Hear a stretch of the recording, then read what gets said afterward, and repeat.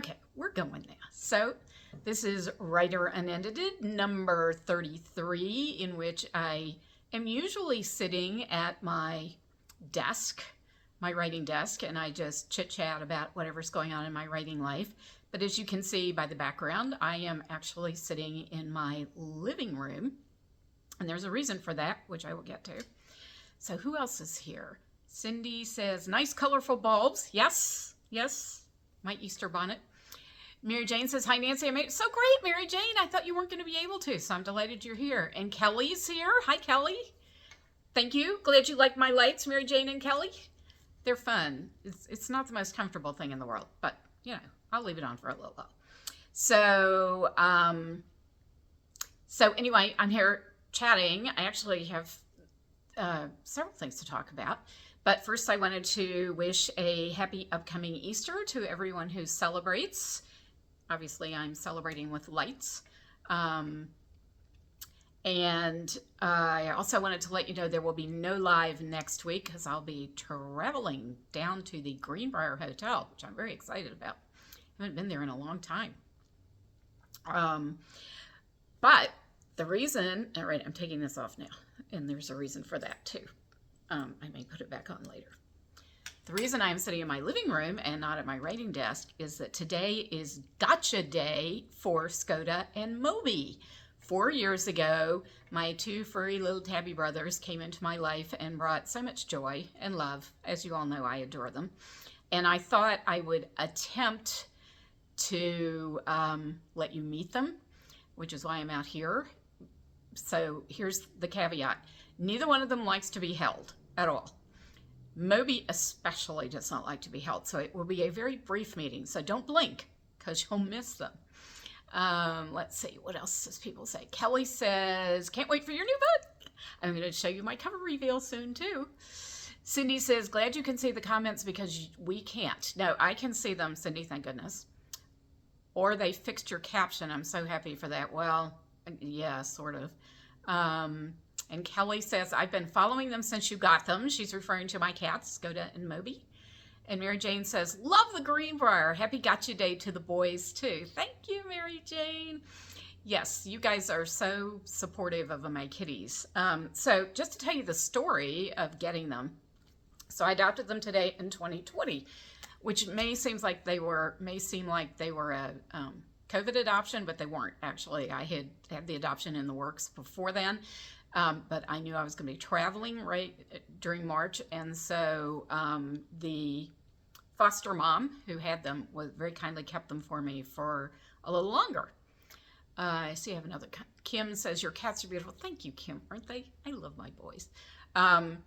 So weirdly enough, it was a strange story how I found Skoda and Moby. I went to an art exhibit of a local artist, Linda Ippolito, where I actually bought one of her beautiful paintings that she did in Tuscany. I think this was from Tuscany. But I loved these so much. Beautiful color. Loved this one, I should say. They were all beautiful, but this is the one I loved especially. So much that I bought it. And I was chatting with her. She was at the exhibit, and I was chatting with Linda. And she happened to mention that she pet sits. And at the time, I was planning to adopt 2 cats. Brody, my wonderful goofy old golden retriever, had passed away, and I needed 4 kids in my house again, and I decided I wanted 2 cats, a bonded pair, because sometimes it's harder to get those adopted. So I thought, you know, I can do 2.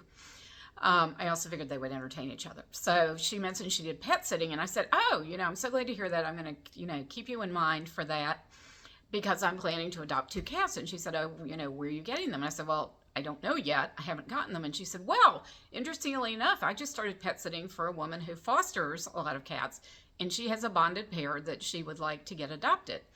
And she put me in touch with Skoda and Moby's foster mom, and the rest is history. So I'm going to go attempt to grab one of the cats at a time and show them to you. Kim says, I was so happy when they started getting along together. Oh, Kim, me too. That was a catastrophe. Sorry. Bad pun, but it was breaking my heart because I was honestly afraid I was going to have to give one of them away, you know, rehome one of them because they just couldn't get along. But luckily, with a lot of patience, a lot of retraining and some ongoing Prozac, they are bonded again. They really get along quite well now. And Kelly said, I was kind of scared when they fought like regular siblings, right? It was bad. Lisa's here. Hi, Lisa from Maine. Yes, waves over the miles, many miles, right? And Gail's here. Wow, all kinds of people are here. I'm so glad because it's gotcha day for the kitties and you're going to get to meet them. All right, stay right here. I'm going to go grab one of them because they're here. And hopefully they won't freak out. Okay, little Mobilis, let's grab you first. Let's grab you first. Yes. So this is Moby. And he does not like to be held at all. Can you tell? Come on, Mobes, say hi to the camera. Moby has resting grunt face at all times, no matter how happy he is. He is not happy at the moment. If you could see his old back paws, they're sticking straight out because he's not happy about being here. Okay. All right, Moby's gone. Now we're going to get Skoda, who's a little more agreeable about being held. Okay, Skody, let's go meet the press. Let's meet my readers. Okay, Skody's coming through. And this is Skoda. Skoda is a little less difficult to hold. Skody, can you look at the camera? Oops, wrong way. Skody, there he is. There's Skoda. He's got the great big green eyes, right? He's my curious cat. He gets himself in trouble a lot because he explores everything. Say hi, Scodes. Say hi. There's the Skody. All right, I'm gonna go put Skody down. He was a good boy. All right, Scodes, there you go. Okay, so you have met my boys now, live and in person. So, what did you say? Kelly says, how can you tell them apart? Actually, they look very different. You couldn't really see it because you were just seeing their faces, but Skoda is a, what's it called? Mackerel tabby? No, herringbone tabby.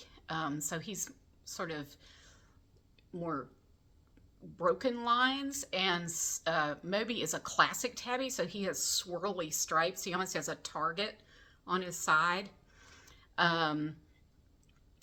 Gail says, hi, Moby. Moby says, hi back, Gail, and please put me down.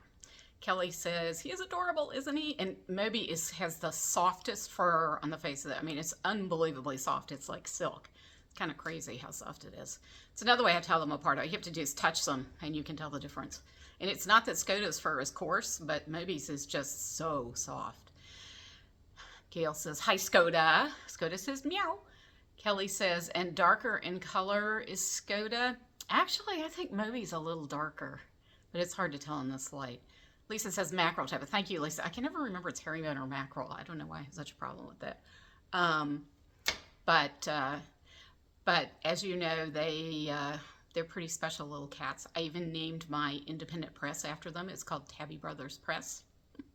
And I have a little insignia with two little cats. It's very cute. If you look on the back of Royal Caleva Gabrielle, if you happen to have it in print, you'll see the Tabby Brothers Press logo. Actually, here, let me get it.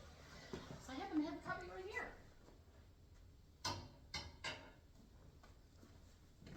So, let's see. Can you see the Tabby Brothers Press insignia there? Right in the corner? Two little kitties. In honor of Skoda and Moby. Let's see. Mary Jane says, love your kitties. Always enjoy the adventures with them too. Yeah, they do. They do keep you entertained, me entertained. And you, right? They're fun. Kelly says, that's adorable. Oh, thanks. Kelly says, I have all your books in print. Wow, thank you. That's impressive. What a collection. Cindy says, did you have fun in Panama? I had a great time in Panama, Cindy. I actually talked about it at the last live. So if you go to YouTube, where I post all my lives, you can see it. And I even showed some of the molas, the beautiful molas that I bought there, which are the cloth squares that the indigenous Guna women make. And just gorgeous. I had so much fun picking them out. I have to get mine framed because I'm going to hang it on my wall. Okay, so that's Gotcha Day for the kitties. Now, more big news. Cover reveal for Royal Kaleva Luis. How gorgeous is my king? Oh my God, I love this cover. This does not do it justice. I just printed this off on my little local printer. The colors are much richer if you look at them online. It is up on Amazon now for pre-order. It's up at a special pre-order price of $2.99 on Kindle. And it will remain at $2.99 probably for the first week after release as well, but I'd love for you to pre-order it. And as always, I will be donating a percentage of my royalties to an animal rescue organization. Don't know which one yet. Maybe asking my newsletter subscribers to pick one again. I've done that before. What else did I want to tell you about this? It comes out June 25th, so we're getting there.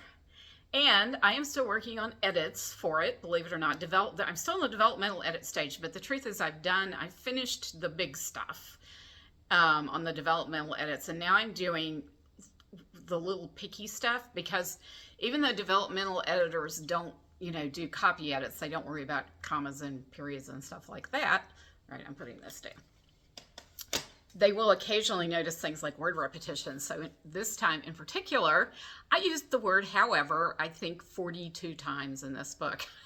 42 freaking times. That's amazing. It's such a dumb word to use 42 times. So I had to go through, and I'd say about a quarter of the time I just changed it. One just changed it to another word. About a quarter of the time I could take it out altogether and it didn't change the sense enough to make a difference. About a quarter of the time I had to restructure the sentence to get rid of it and completely rewrite the sentence. And then the other quarter of the time, what did I do? That's only 3/4 of the time, right? I don't know. It must have been a third, and a third. Sorry. But such a crazy word to use over and over again. So the other word I used a lot was walk. One of my critique partners actually pointed that out to me, that I use that word a lot. So I decided I needed to fix that. And I was trying to figure out why I use it so much. And I think it's because I'm a visual writer. I picture the scene in my head. I picture the characters moving through the scene. So rather than use a word, sort of a non-specific word like, he hurried to the door, I will say he walked to the door, because I see him walking to the door, right? But it does get repetitious. So I changed a lot of those. What was another word they were oh, wow. I had already taken a lot of those out. I didn't use it that much, but it's one of those words you really notice. It was in dialogue too much. So almost all those are gone. Trying to think what the other, wry, W-R-Y. Took a bunch of those out. And so I have not done yet, because it's very hard to find so, because it's such a small word that it's often part of other words. So when you do a search, every word that has SO in it comes out. So I'm still working on that. Oh, and I wanted to let you know I'm working on bookmarks too for Royal Kaleva Luis. I have ordered them. And if you're a newsletter subscriber, you have the option of requesting an autographed bookmark, and I will send it to you for free. The first 100 people who request them get them. And actually, it's usually a little more than 100, because I'm a nice person. Joking. Okay, so let's see. Patricia's here. Hi, Patricia. Gail says, thank you, Gail, for pre-ordering. I appreciate that so very much. Cindy said, sorry we missed that live. Elena, class now on Wednesday. Oh, at the same time as your live. Yeah, sorry about that. But do watch it on YouTube, Cindy. I always post them on YouTube. I'll put a link to the YouTube channel in the comments after I'm done with this. And let's see. Kim says, nice cover. Patricia says, nice cover. Mary Jane says, love the cover. Thank you. I love the cover too. I think he's such an amazingly attractive silver fox, shall we say. I love my king. I think he's very hot, I have to admit. Lisa says, over the course of a whole book, I don't consider that to be high density. Yeah, however, that was pretty high density for however. I recently read a book where a character dipped their chin on about every other page. Please don't stop having your characters nod. Okay, I promise. Yeah, so one of my cold reader actually said she had just read a book where if the character arched their eyebrow one more time, she was going to throw it across the room. So yeah, things just get stuck in our heads as writers. And the weird thing is it changes from book to book. So I didn't overuse however in Gabrielle's book. I only overuse it in Luisa's book. Go figure. But I'm so close to being able to send this to my copy editor because, as you know, editing is an iterative process. So first the developmental editor, and I had a cold reader for this because I wanted to make sure if a reader came into the series with Luisa's book, they would understand enough about Kaleva that they wouldn't feel lost, because I did so much world building in Gabrielle's book of Kaleva since it's a fictional country. So I had a cold reader too. And then next it goes to my copy editor, the amazing Joyce Lamb, and after that it goes to my proofreader, Kimberly Dawn. All amazing. Editors are the best. I am so grateful to them.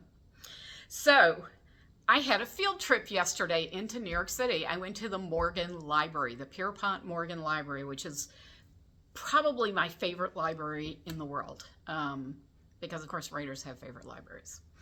And it's not large, but it's beautiful. And the thing that just boggles my mind every time I go is that they have not one, not two, but 3 Gutenberg Bibles in their collection. 3 Gutenberg Bibles. I mean, there are only about 50 Gutenberg Bibles in the world, a lot of them not even complete. And the Morgan Library has 3. The New York City Public Library has 1. I think the Library of Congress might have 1. I'm not sure. But they have 3. I always go visit the Gutenberg Bible. They rotate them. Two of them are printed on paper. One of them is printed on vellum. And they rotate them. And they also turn the page on whatever one is on exhibit. And they only have one on exhibit at a time.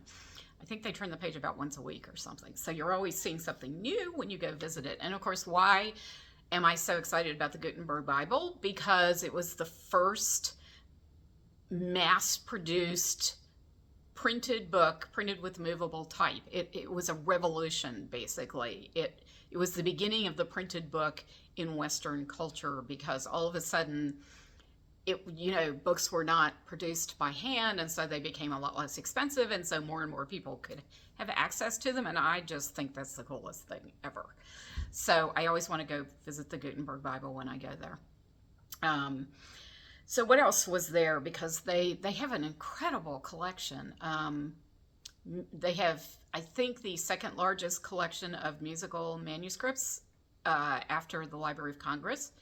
So they have, I've seen, handwritten compositions by Beethoven, Brahms. Who else do they have? I'm trying to remember now.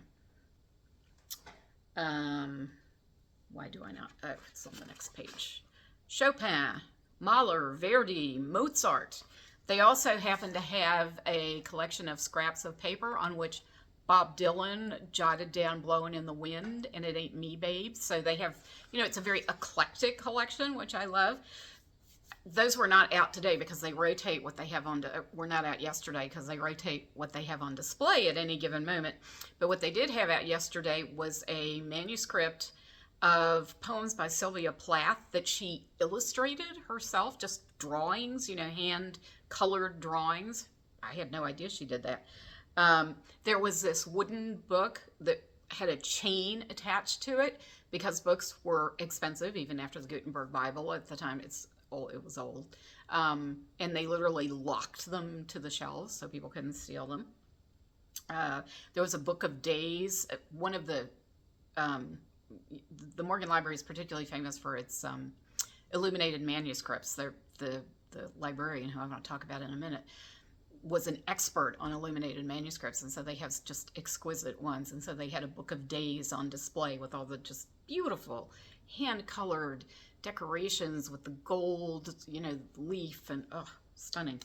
The Lindau Bibles, jeweled cover. I mean, it's great big thing with just, gems and silver and, wow, amazing.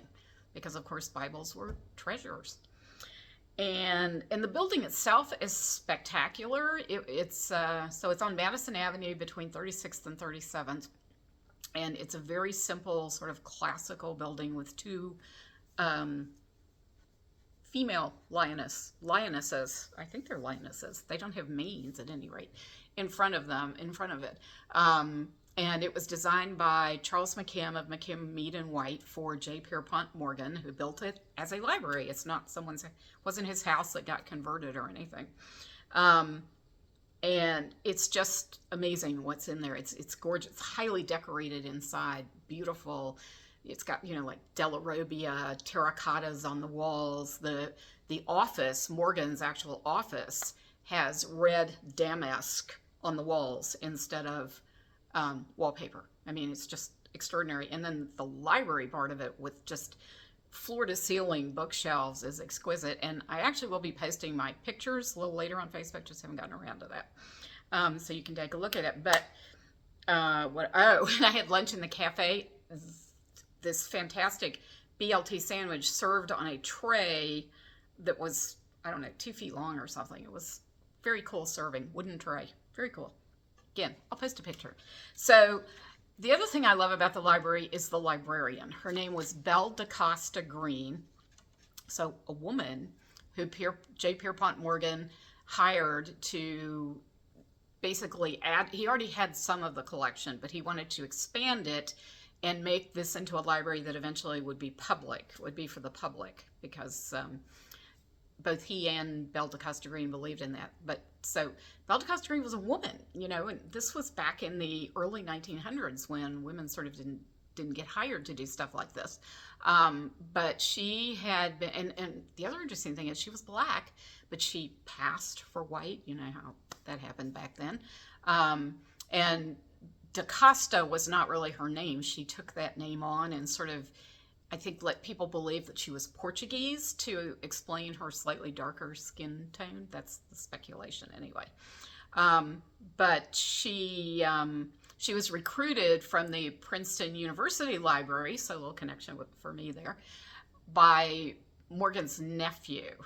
And she was responsible for spending literally millions of dollars buying and selling rare manuscripts, mostly European, but also some Eastern ones. And she became an expert in illuminated manuscripts, so their collection of illuminated manuscripts is especially spectacular. She was also evidently very good at driving a hard bargain and was much respected for that, and traveled all over the place to do this. I just think that's fabulous and fascinating. And when he died in 1913, I think it was, so they worked together for about 7 years, he left her $50,000 in his will, which doesn't sound like a lot today, but it's roughly equivalent to about $1.5 million. So she never had to worry about money, and she continued to work for the Morgan Library for a total of 43 years. Although once J. Pierpont Morgan died, his family was a little less interested in it, but she stayed on and continued to add to the collection. I just love that story, and I love the library, and I strongly recommend that if you're ever in New York City, you go visit it. It's not huge. You can do it, easily in a short afternoon. Have lunch there at the cafe, which is lovely, and then because they were both focused on making it a public institution and making rare books available for the public to see, it became a public library in 1924 and has been open. It wasn't really quite open to the public at that point. People were invited in, I think, but then in maybe 1942 or something, it became truly public, and now we can all go in. We just have to pay. So go see it if you're in New York. It's fabulous. And I'm looking for comments again. PJ's here. Hi, PJ. So excited for more Royal Kaleva. Oh, I'm so happy, PJ. I know you were a huge fan of Gabrielle. I hope you enjoy Luis just as much. I think you will. Luis was fun for me to write because he's a mature character. I'm a mature character. So I particularly enjoyed that. But again, I think I've talked about how challenging it was to write about a king, because kings are highly scheduled and it's hard to get alone time with a king. So it was interesting. So the other thing I just wanted to mention, that Susan Carlisle and I will be doing a Zoom meeting, the two of us, Zoom, not Facebook Live, but Zoom, so that you can talk to us and we can talk to you. It'll be an actual conversation, which I'm so excited about. Susan is a delight. She's from Georgia. She has this wonderful accent. We get along so well. We have a lot of fun together. So that's why we decided to do it jointly. Now, the link to the Zoom will only be available to our newsletter subscribers. So please subscribe to either my newsletter or Susan's newsletter, or both, of course. You can do both. Because we really want you to come and join us once a month. It'll be, the first one will be April 16th, and at 7 p.m. Eastern Daylight Time. And we plan to continue to do it on the third Tuesday of every month, as long as one of us isn't traveling or something interferes. One never knows. All right, so I'm going to put my Easter headband back on and say farewell and happy Easter, and I hope you get lots of chocolate this weekend. I'm looking forward to getting lots of chocolate this weekend. I may have to buy it for myself because Easter Bunny doesn't come to my house anymore, sadly. But thank you all so much for coming. It was a delight to see you here, and I won't be here next week, but I'll be here the week after that. Let's see, we have more. So Kelly says, cool info. Thanks for sharing. Love libraries too, right? Libraries are the best. Gail says, there it is. Happy Easter and take care. Same to you. Kim says, happy Easter. Mary Jane says, happy Easter to you too. Nancy, happy Easter, everybody. And let's hope it gets to be spring soon. I'm actually wearing a summer shirt that I just got in the mail from a catalog, even though it is cold and rainy outside, because I decided I want it to be spring, so I'm just going to pretend that it is for right now. So everybody, hippity hoppity, and I'll see you in 2 weeks. Love you guys.